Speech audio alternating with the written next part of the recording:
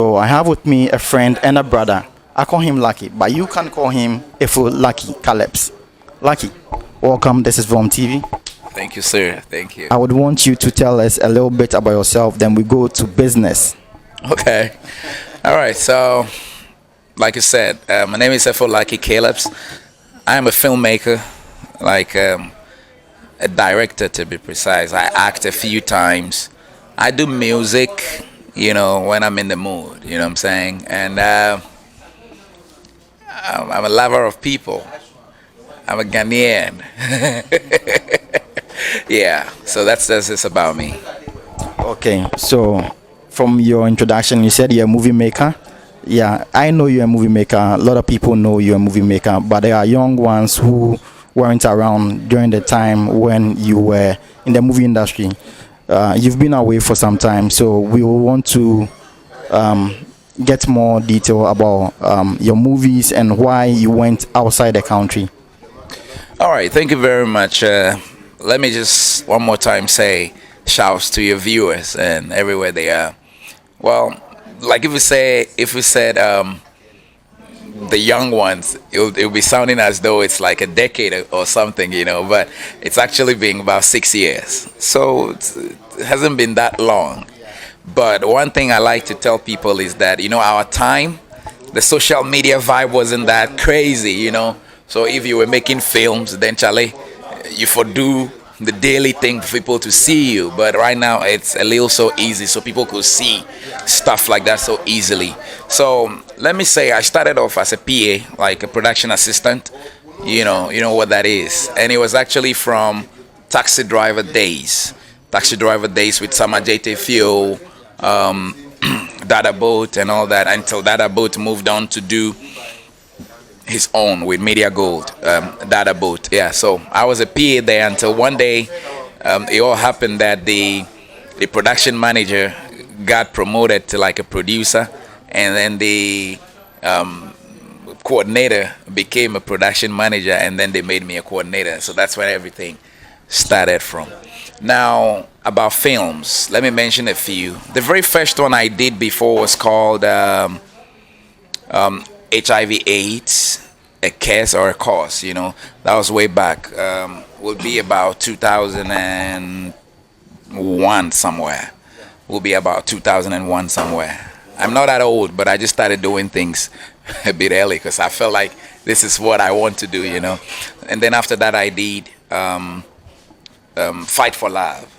That was also around 2002. And then I went on to A Virgin for Sale. And then coming down, I went on to it with Venus and all those. So we'll be Venus and Gupado with the Beyoncé's, the Princess Tyra and all those things. So we were part of all those ones. And then, until Foreplay Reloaded and all those. And then I had the opportunity to make one for myself that was called Love Me. Love Me will be about 2007. Yeah, and then after that, I met Sokwe Safo. That one I was actually on set for Salam. I was making Foreplay Reloaded. And then Sokwe Safo offered me the opportunity to do a movie. And because I wanted to be a director, so I had to, leave Venus Films as in a production manager to go direct. And we did My Own Sister with that one. And then after that, I made one for myself. It was called La For Rent. So La For Rent, I think La For Rent is somewhere on YouTube. And then after La For Rent, I did Things Fall Apart with Frank Atos and Who else? A couple of them. And then after that, I did Things Fall Apart. After Things Fall Apart, then I did Billy. And then Billy was with Nadia Boari, Kojo Datsun of Home Sweet Home, Kojo Jackson Bentum, and a couple of others. And then after that, they kept coming like that until I finally decided to travel and spice it up a little bit. Like, I've been making films, but I needed to know why I make the films the way I make them. Because we happen to be people who learned filmmaking on set, like observing people made films and we learned as well. So I just decided to go out there and study. So I was fortunate. I got an admission with New York Film Academy, running their degree in filmmaking, and we're back. Okay. Then I must say you've been on the job for a long time and you travel to have all that experience and knowledge. No doubt. No doubt. So I want to believe you brought some experience back home and you are willing to help the industry now. Well, I've always helped the industry. I mean, like everybody contributing. But I mean, at the time when you were in Ghana, the movie industry was already running. It was okay. But up to the time you left, things are a bit slow now. So I want to know if you are back to help. Absolutely. Like I said, so our contribution will be making films and pushing it back up, you know. And I like to tell people that I don't think the industry is that slow. I just think it's time for quality and for us to rise up to the occasion and start to fix things the way it's supposed to be fixed. Wherever we feel like we were lacking, we should be willing to put back the work and energy to take it back up over there. That's what I'll say. All right. So what actually did you study at New York Film Academy and which year was that? So it was all between 2014 to about 2017 and a little bit of 2018 where my project works and all that. But it's filmmaking, the entirety of film, like filmmaking. So as I sit here with you, I'm not only a director, but I can be your makeup artist, I can be your property designer, I can be your set designer, I can do like sit in there and make a film. That's what I'm talking about. So ever since you left New York Film Academy, have you had a chance to put out your own movie, and how many has that been? Well, I've worked on a couple of foreign productions back there, and I have actually spent a lot of time away from what I studied because I went into radio. And so people will say, oh, he's running away from filmmaking. He's now into radio and all this stuff and all that. But, well, what they didn't know was that I actually started radio a little bit before the film came in. My radio lifestyle actually started when I was in JSS with my brother back in Ho Volta region. My brother used to do the Youth Wealth program on radio. So I happened to be the one reading jokes and poems and all that on Youth Wealth. So my radio experience had started way back. But now in America, I realized that I wanted to delve into other things. And so I went back onto radio and I did it for a while and then started production as well. So in 2017, I came back to Ghana. I did a project. 2019, I was in Ghana. I did another project that is called Dismayed. Dismayed as You Prayed. And now I am back to get it done and released, and then move on to a new one that is called Frail. Frail. Yeah, I just let the title out there, but yeah, it's called Frail. Okay, well, let's leave it there. Just the title. Okay, so being in US for some time now and coming back home to see the movie industry the way it is now, how do you see the movie industry now, and what are some of the advice or suggestions you would voice out to the people in the industry so it picks up to its grounds again? Okay, one thing, my own observation, we should be willing to learn, we should be willing to expand, like a knowledge on what we're doing, right? One thing that beats all of us so much is time. Filmmakers in Ghana pretty much might not be taking this whole thing as a business.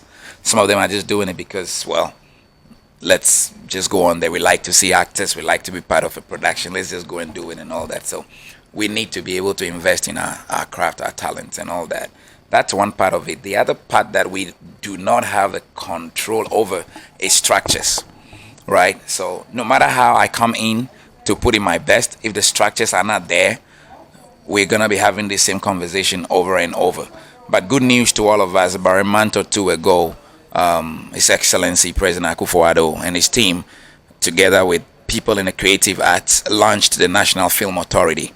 Now, with that said, the National Film Authority is going to help, boost up the industry in terms of structures and putting things in place, because we cannot have people just investing their time, money into an industry that's not regulated, into an industry that's not controlled. It will become slow eventually. Like, reality will catch up with us. So I think that with the launch of the National Film Authority, and with all of us, our attitude and reminding ourselves that we need to make this a proper place and everything, we will be getting there eventually. So you as a director, you as a producer, you as a makeup artist, you as there's so many things we are. I personally know you to be. What's the least budget you can work on for a standard movie? What's the least budget for a quality movie, as you say? It just depends. A quality movie could be a short film. You feel me? So it could be a short film and it's running for 2 minutes, and so budget could be whatever, depending on what story you want to tell with that amount of money. So if I say now that, the budget I would like to work on is about maybe $10 million or maybe $5,000 or something, I might just be joking with myself. But the reality will be that I look at my script and budget it up. If this is what it needs, we will look for the funds. And if we can't get that much to make it happen, we look for it. If we can't get it, then we can cut down the script to a level that we can all make. So I don't have a quote on how much I'm looking at working with. Right. So if you're watching, chill, don't go nowhere. We'll be right back.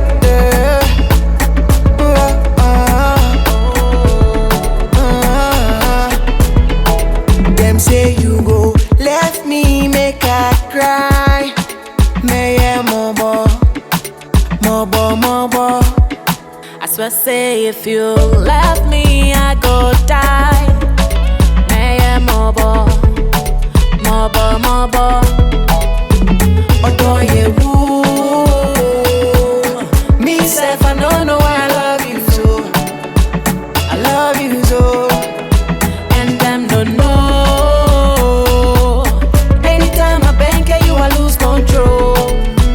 I lose control. Cause you're love, be dead, love, be dead. If I'm in here, see my soul. Your love be original. Be dead, love, be dead. If I'm in here, see my soul. Your love be original. Yeah, it's you that I want, it's you that I choose. Yeah, bank em on me. Habo moko twe. Mbona yesmo moko fata.